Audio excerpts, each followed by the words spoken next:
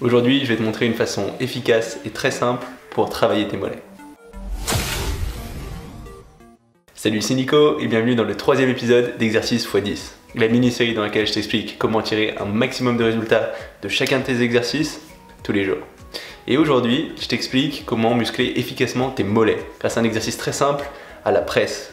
Et en fait, si pour l'instant je t'ai pas tellement parlé d'exercices qui ciblent les mollets, c'est parce que si pour l'instant je t'ai parlé un petit peu de mes points faibles, à savoir le haut de pec, le V et comment j'ai réussi à les surmonter plus ou moins, je t'ai pas parlé de mon vrai point faible. Parce que mon vrai point faible, c'est les mollets.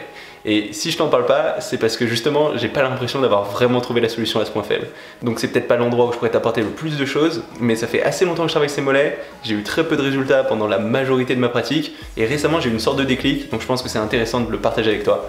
Et ce déclic, c'est cet exercice, c'est les mollets à la presse. Et ce qui est bien avec cet exercice, c'est que c'est un exercice très simple que tu peux faire dans à peu près n'importe quelle salle de sport. Parce qu'il y a des tas d'exercices vraiment bien, mais la plupart des salles, elles n'ont pas forcément énormément de matériel sur les mollets.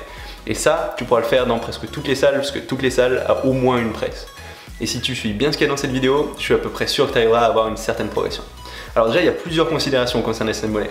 La première considération, c'est que c'est peut-être le muscle dans tout ton corps que tu arriveras le moins facilement à faire évoluer. C'est peut-être le muscle qui dépend le plus de ta génétique.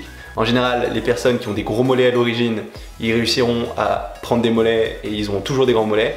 S'ils les travaillent, ils arriveront à prendre de la masse, mais ils n'ont pas forcément besoin de trop les travailler. Et à l'inverse, les personnes qui n'ont pas du tout de mollets, elles auront beaucoup de mal à en prendre. Ça ne veut pas dire que c'est impossible. Si tu travailles très dur, de façon très régulière, oui, tu arriveras à prendre des mollets. Mais disons que l'investissement et le retour que tu auras sur cet investissement, ce sera un des plus mauvais dans tout ton corps. Ce ne sera pas la même chose pour les pecs, pas la même chose sur les dorsaux. Même si tu as une génétique qui est désavantageuse sur ces muscles-là, ce sera toujours moins pire que sur les mollets.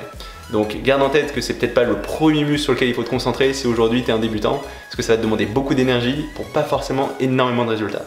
Donc il vaut peut-être mieux commencer par se concentrer sur les gros muscles dans un premier temps, et ensuite plutôt aller vers les mollets. Après, si pour toi c'est quelque chose d'important d'un point de vue esthétique, concentre-toi dessus dès le début. Tu peux tout à fait le faire progresser. Garde juste en tête que ce sera pas forcément aussi évident que sur le reste.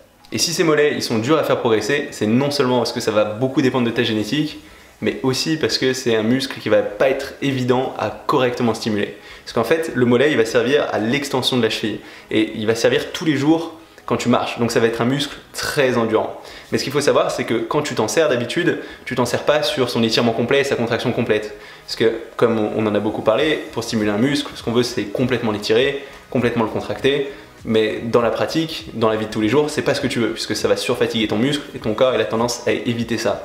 Et naturellement, la façon dont tu te sers de tes muscles, ce sera pas cette façon un peu bodybuilding qui permet l'hypertrophie. Et c'est très vrai pour les mollets, puisqu'en fait, les mollets, quand tu t'en sers, quand tu marches, ce qui va se passer, c'est qu'ils vont beaucoup se reposer sur l'élasticité du tendon au niveau de ces mollets. Ça veut dire que concrètement, ton muscle il va pas travailler sur tout le mouvement à chaque fois que tu vas marcher, à chaque fois que tu vas avancer. Il va donner des petites impulsions qui vont aider à garder l'inertie. Et ça va jouer beaucoup au niveau de l'élasticité sur tes tendons. Et finalement, l'effort que va donner tes mollets, il va être très bref et il va juste aider à garder comme ça ton mouvement. Et tu vas pas tellement avoir un étirement complet, une contraction complète. Donc en soi, le fait que quand tu marches, tu vas pas bien travailler tes mollets, c'est pas forcément un point très intéressant. Mais ce qui est important, c'est de ne pas faire la même erreur quand tu vas essayer de les entraîner. Parce que tu vas avoir une sorte de réflexe qui va se passer, c'est que quand ton mollet il est complètement étiré, quand tu vas commencer à contracter ce mollet, il aura tendance souvent à faire une contraction brusque pour jouer sur l'élasticité de ton tendon et aider comme ça, grâce à l'inertie, à remonter plus facilement ta charge. Et le truc, c'est que toi, pour bien stimuler le mollet, pour bien le faire grossir, tu veux pas avoir cet effet, tu veux tuer ce réflexe. Et pour faire ça, il va falloir que tu poses suffisamment longtemps en étirement complet pour essayer d'annuler cet effet. Et qu'ensuite tu sois pas explosif, mais que tu contrôles très lentement ce geste pour réussir à contracter ton mollet sans trop jouer sur l'élasticité de ton tendon. Donc parfois j'observe des gens à la salle qui vont très vite, qui vont être très explosifs, qui vont mettre très lourd. Et c'est vrai que si tu joues sur cet effet d'élasticité, tu pourras mettre très lourd.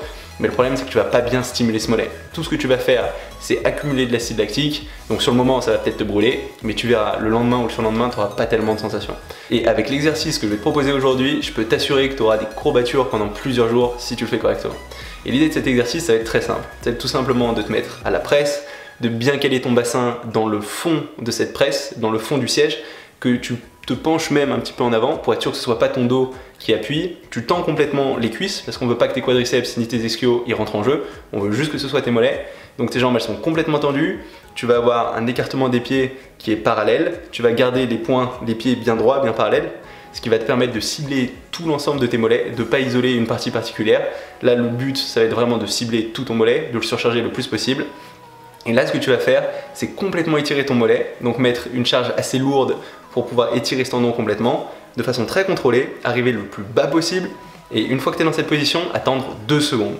Et comme ça, en attendant ces 2 secondes, tu vas essayer de supprimer ce réflexe d'explosivité où tu vas utiliser d'habitude l'élasticité de ton tendon. On veut pas ça. Du coup, tu vas attendre ces 2 secondes et là, tu vas remonter, mais lentement, de façon contrôlée. Parce que si tu attends 2 secondes mais que tu es explosif, on va quand même avoir cet effet inertie. Et du coup, ton mollet va pas travailler autant. Donc c'est bien d'attendre 2 secondes, de remonter de façon contrôlée, de bien remonter jusqu'au bout, toujours avec les jambes bien tendues, on ne veut pas plier les genoux. Et quand tu arrives en haut, tu vas essayer de maintenir la contraction pour encore 2 secondes, essayer d'avoir suffisamment de temps sous tension, tu vas contrôler bien jusqu'en bas, réattendre 2 secondes et ainsi de suite.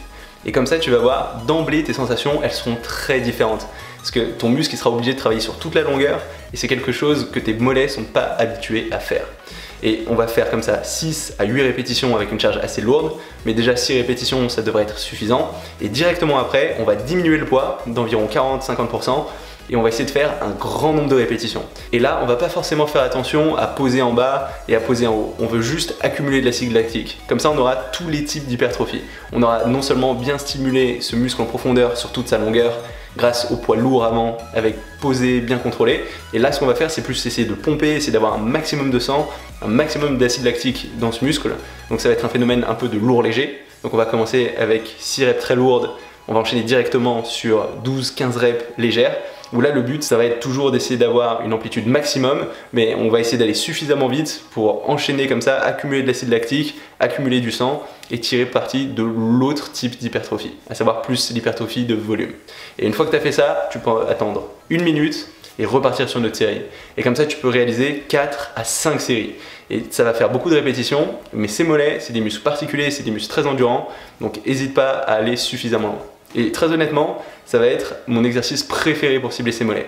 C'est celui qui, quand je vais le faire, je vais avoir des courbatures pendant 3-4 jours derrière. Je vais sentir mon mollet, ça va être dur au toucher, je vais avoir du mal à marcher. Donc, comme ça, j'ai observé une différence. Je suis passé de aucun mollet à un petit peu de mollet, même si ça reste très largement un point faible et que je suis en train de travailler dessus. Bon, je pense que d'ici quelques semaines, quelques mois, je remettrai une vidéo pour te montrer comment ça évolue, parce que j'ai vraiment l'impression que là, de semaine en semaine, ça s'améliore. On verra ce que ça donne. Et du coup, si toi aujourd'hui tu as du mal à essayer ces mollets, tu as essayé plein de choses différentes, tu as essayé de façon explosive, avec très lourd, et tu n'as pas vraiment vu de différence, tu n'as pas vraiment eu de sensation, je te conseille d'essayer. Je pense que tu n'as rien à perdre. Et de ce que j'ai observé chez à peu près tous les coachs connus, c'est une façon de le travailler qui m'a l'air assez efficace. Surtout ce fait de poser en bas, c'est quelque chose qui n'est pas tellement fait par tout ce qui est pratiquant amateur, mais dès que tu regardes un petit peu du côté des bodybuilders pro, c'est quelque chose de très répandu. Et voilà, c'est un exercice très simple que tu peux faire tous les 2, 3 voire 4 jours. Ça dépend de ta récupération. Je sais que moi, quand je vais le faire pour 4 séries, avec 1 minute de repos entre chacune de ces séries, ça va être assez dur de le refaire avant au moins 3 jours, puisque je vais avoir de très grosses courbatures, ça va être vraiment douloureux. Mais si tu arrives à enchaîner plus fréquemment, je pense que ça devrait t'aider à prendre sur ces mollets. Et comme je te l'ai dit, pour vraiment avoir des résultats sur ces mollets, il va vraiment falloir mettre beaucoup de travail. Donc si c'est un point sur lequel tu veux vraiment progresser, je te conseille de le mettre en début de séance. Il n'y a pas trop de problème avec les autres muscles, tu peux même le mettre en début de séance jambes. C'est peut-être le seul endroit où ce sera un petit peu plus risqué que les autres séances. Et a priori, si tu le fais de façon régulière, si tu augmentes petit à petit le poids, tu essayes ce format, tu essayes cet exercice, je pense que tu devrais au moins avoir de très bonnes sensations, un peu de différence, et j'espère à terme avoir des mollets. Et ça dépendra peut-être beaucoup de ta génétique. Donc voilà, ça va être tout pour cet exercice. Si jamais ça t'a plu, n'hésite pas à mettre un petit pouce bleu. Tu peux aussi t'inscrire à ma chaîne YouTube si tu l'as pas encore fait pour savoir quand je sortirai de nouvelles vidéos. J'en sors tous les jours. Et du coup, on se retrouve dès demain pour une nouvelle vidéo. Salut!